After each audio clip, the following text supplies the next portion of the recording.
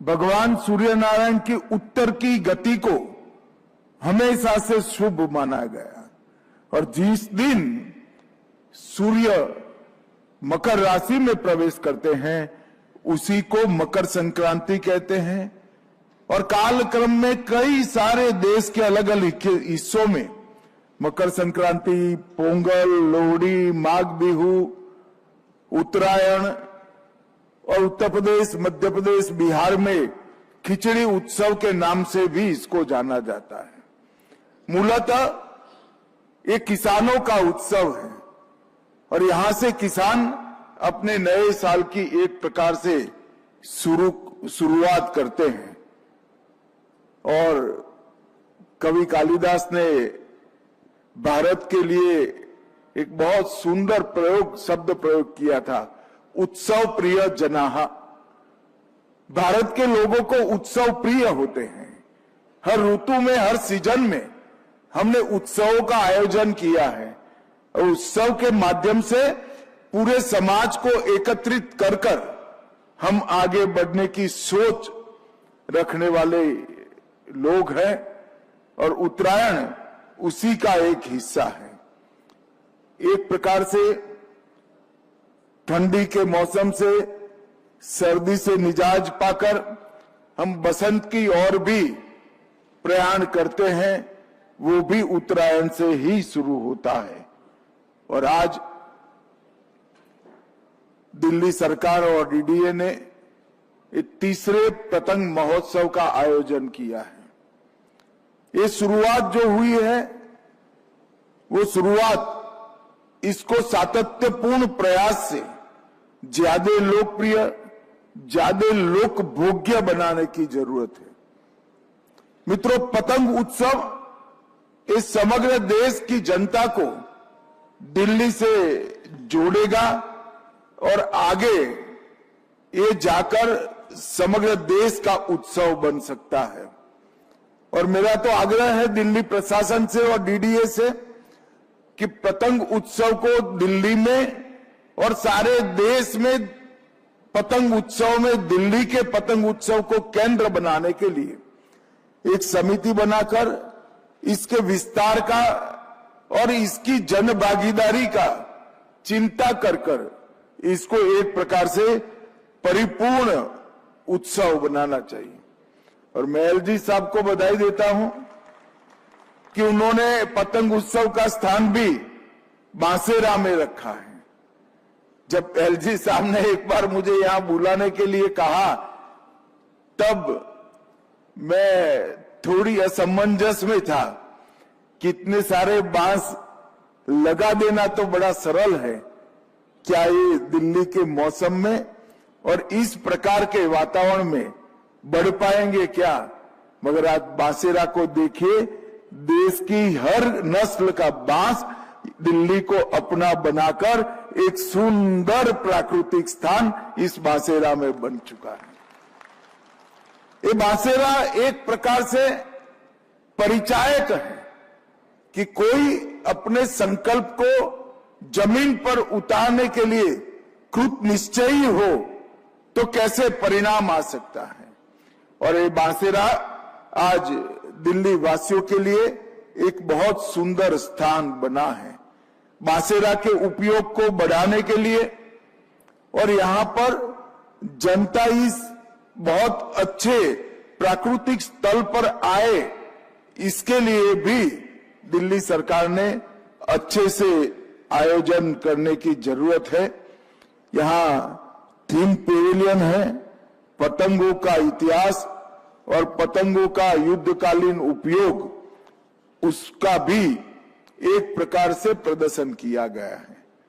जब Simon commission देश में आया तब साइमन कमीशन का देश में अनेक प्रकार से विरोध हुआ था। साइमन गो बैक का नारा एक प्रकार के आजादी के आंदोलन का प्रतिघोष बन गया था। परंतु साइमन कमीशन का सबसे बड़ा विरोध अगर किसी ने किया था तो देश भर में उत्तरायण के दिन साइमन गो बैक लिखकर पतंग उड़ाकर पूरा आसमान भारतीयों ने भर दिया था और अंग्रेजों को अपनी ताकत का परिचय दिया था। तो पतंग ने उस जमाने में आजादी के आंदोलन में भी एक बहुत बड़ा योगदान देने का काम करा था। और आज एलजी साहब के प्रयास से मकर संक्रांति का उत्सव एक भारत श्रेष्ठ भारत का प्रत्यक्ष उदाहरण बना है। सूर्य भगवान अपनी दिशा बदल रहे हैं, इसका स्वागत समग्र जगत में होता है।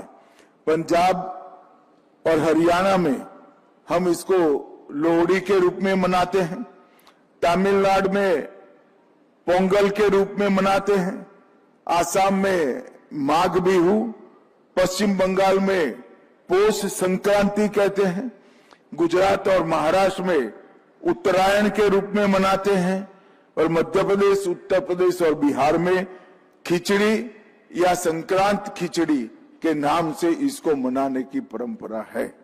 ये सारे राज्यों को हमारे दिल्ली से जोड़ने का ये प्रयास है, और मैं मानता हूं कि आने वाले दिनों में ये पतंग उत्सव यहां पर अपना एक स्थान बनाएगा और समग्र देश के पतंगबाजों को और अंतर्राष्ट्रीय पतंगबाजों को भी यहां आकर अपनी कलाबाजी दिखाने का काम करेगा।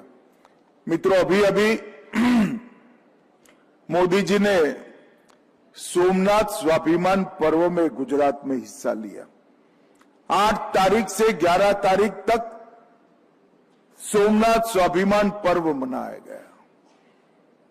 मोदी जी ने सोमनाथ मंदिर पर पहले हमले के 1000 साल पूरे होने पर सोमनाथ स्वाभिमान पर्व बनाया है, और अब भारत सरकार और कई सारे सरकारें साथ में मिलकर देश भर में सोमनाथ स्वाभिमान वर्ष मनाने का भी हमने ऐलान किया है। ये सोमनाथ का ज्योतिर्लिंग सबसे पहला ज्योतिर्लिंग है। सोम समुद्र के किनारे प्रभु शिव का ये स्थान दुनिया के इतने लोगों की नजर में आया कि एक बार नहीं, 2 बार नहीं, 3 बार नहीं, 16 बार इसको तोड़ने का उपक्रम किया गया। तोड़ने में वो सफल हुए, मगर जितनी बार तोड़ा गया फिर से बनाया गया। और आजादी के बाद देश के लौह पुरुष सरदार वल्लभ भाई पटेल, जामनगर के महाराजा जाम साहब, कन्हैयालाल माणेकलाल मुंशी और डॉक्टर राजेंद्र प्रसाद ने एक संकल्प लिया कि यहां फिर से भव्य और उत्तुंग श्री सोमनाथ का मंदिर बनेगा। और उस स्थान पर आज भव्य और उत्तुंग सोमनाथ का मंदिर आज भी वहां पर गगनचुंबी ध्वजा के साथ विद्यमान है। ये परिचायक है कि विध्वंस करने वालों से बनाने वालों की शक्ति बहुत बड़ी है।